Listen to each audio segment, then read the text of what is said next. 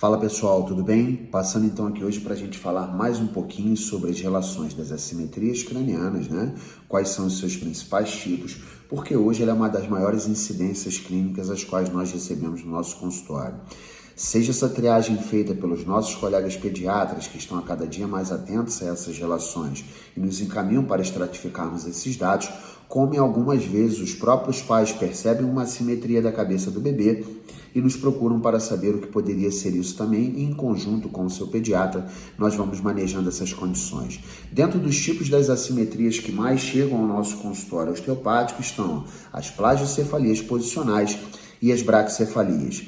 Dentro das plagiocefalias posicionais, basicamente nós temos uma assimetria entre as diagonais da cabecinha do bebê, onde a métrica nós fazemos através da craniometria, ou onde nós temos uma alteração antero-posterior e lateral entre o euro, né, e a glabela, quer dizer, a protuberância occipital externa e a glabela, e os eurons, que é a alteração do diâmetro lateral da cabecinha do bebê.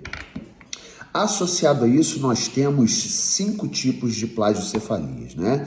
Dentre elas, o mais importante é que nós consigamos, e geralmente essa estratificação, essa triagem já é feita pelo médico, quando se suspeita de uma cranioestenose, quer dizer, de um fechamento precoce das suturas, geralmente relacionada à relação da lâmina, ou geralmente relacionada à região parieto-occipital, né? Na região do astério, occipitomastóide, ou que sai de um fechamento precoce da glabela, essa é uma condição médica primária chamada de cranioestenose, e esse bebê precisa fazer, claro, todo o seu manejo através da tomografia computadorizada para que se saiba ou não se existe uma estenose, um fechamento precoce, uma crâniosinostose, onde o padrão ouro para o manejo dessa condição pode ser uma neurocirurgia, e aí o médico, neurocirurgião pediátrico, é que vai fazer essa intervenção. No nosso consultório, as plagiocefalias posicionais são as mais prevalentes. Dentro das plagiocefalias posicionais, o que geralmente está associado pode ser o tipo do torcicolo também mais comum que geralmente recebemos em nosso consultório quando vamos fazer a avaliação desses dados, que é o torcicolo postural. Lembrando que dentro do torcicolo congênito nós temos 3 tipos. O torcicolo postural, que é uma alteração de atividade muscular de um esternocleidomastoide em relação ao outro, sem que nós tenhamos um espasmo ou um encurtamento associado desse músculo, e onde o nosso teste padrão ouro, como já falamos, que é preconizado pelos guidelines do manejo dessa condição, é a rotação passiva da cabeça do bebê, a se depender, né, entre 90 e 110 graus é considerado ótimo. Então, geralmente, esses bebês com torcicolo postural, eles não apresentam uma assimetria na rotação passiva da cabeça, e sim o quê? Uma diferença entre a atividade muscular de um esternocleidomastoide em relação ao outro. Temos também o torcicolo postural relacionado ao encurtamento, né, verdadeiro de um esternocleido em relação ao outro, e temos um que se caracteriza por uma massa no perimísio do econ, que é o mais raro de nós recebermos em nosso consultório. Então, o que nós mais recebemos para o manejo clínico diário é o torcicolo postural. Dentro do torcicolo postural, o que os pais percebem, né, é que esse bebê tem uma preferência direcional, principalmente para mamar mais de um lado em relação ao outro, não tendo restrições de mobilidade para mamar do outro lado, mas sim tendo uma preferência direcional. Tendo uma preferência direcional, principalmente na hora da sonequinha dele, seja a soneca supervisionada ou seu sono noturno. E claro, a partir do desenvolvimento neuropsicomotor, do desenvolvimento dos marcos motores, percebe-se que esse bebê também tem uma preferência, principalmente na posição do tummy time, em buscar os objetos mais de um lado em relação ao outro, nas posições supina também, de rolar mais para um lado do que rolar para o outro. Então essa é uma atenção que nós temos que estar em relação ao desenvolvimento do bebê, para que uma coisa possa estar corroborando com a outra, e claro, muitas vezes nesse caso a plagiocefalia ela é secundária a esse fator, né? Alguns fatores de risco, eles estão associados ao desenvolvimento da plagiocefalia.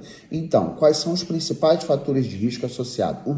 Pré-maturidade, né? O posicionamento pélvico do bebê, um parto assistido, né, que muitas vezes possa ter sido usado algum tipo, né, de questões como ventosas, né, coisas que muitas vezes são precisas serem usadas, né, a prematuridade do bebê, ser o primogênito, né, a idade materna da mãe maior que 35 anos e os bebês do sexo masculino também podem ser mais acometidos. E dentro que os estudos falam desses fatores de risco, geralmente a prevalência maior é que se dê essa essa plagiocefalia do lado direito. Dentro das plagiocefalias posicionais, pela classificação internacional de Argenta, nós temos 5 tipos. Dos 5 tipos, basicamente, o tipo 1 é simplesmente um achatamento posterior de um occipital em relação ao outro. Tipo 2 soma-se a assimetria de um occipital em relação ao outro, além do achatamento posterior, uma posição anteriorizada dessa orelhinha do lado da plágio em relação ao outro. Então, exemplo, se nós temos um torcicolo postural à esquerda, o bebê tem uma inclinação à esquerda com uma ligeira rotação à direita, e quando ele deita, geralmente o apoio maior da cabeça dele é desse lado direito. Devido ao desenvolvimento do encéfalo, do crescimento cerebral, essa posição mantida por um período mais prolongado é que vai levando justamente ao quê? A uma menor expansão de uma calota craniana posterior em relação à outra. Quanto maior é o índice, de assimetria craniana, mais adaptações vão acontecendo justamente porque temos articulações fibrocartilaginosas, temos essas membranas em pleno desenvolvimento e o crescimento do encéfalo levando o que? A uma adaptação dessa calota craniana relacionada a isso. No tipo 2, teremos também a orelhinha anterior. No tipo 3, soma-se, além do achatamento posterior do occipital, uma orelhinha anteriorizada em relação ao lado são e um aumento desse M frontal relacionado a isso. Então, nós temos aí uma simetria um pouquinho ainda maior, com uma diagonal contralateral que acaba ficando ainda maior, porque esse M frontal tem uma relação maior em relação ao outro, claro, eles agora ainda têm uma relação sutural associada à sutura metópica, que ainda é cartilaginosa, até os 7, 8 meses vai se fundir, então essa simetria aumenta um pouco mais. No tipo 4, nós temos, além do achatamento posterior, da anteriorização dessa orelhinha, de uma alteração de um M frontal, temos também uma alteração do tamanho de um zigomático em relação ao outro, o que leva justamente ao quê? Nesses bebês com assimetrias maiores, nós percebemos que podemos ter o quê? Uma assimetria do tamanho da órbita óssea. Lembrando que o zigomático ele é um dos ossos, dos 7 ossos da órbita óssea, que vai fazer o seu piso da órbita. Então, geralmente, nós temos uma órbita maior de um lado com uma órbita menor do outro. E o tipo 5, nós temos o quê? Somando os 4 fatores que nós já falamos, uma tentativa de descompressão do cérebro ou em crescimento vertical e um pouco lateral também na região dos temporais. Dos 5 tipos de plagiocefalia. Dos 3 tipos associados à braquicefalia, nós temos geralmente, lembrando que a braquicefalia é um achatamento posterior dos 2 occipitais, onde leva a um aplanamento da cabeça do bebê. Quanto maior a assimetria, maior é o índice de aplanamento que nós percebemos, tanto quando fazemos o CI, Cranial Index, através da craniometria ou através do scanner 3D, que é o padrão ouro de exame de imagem para se fazer a craniometria.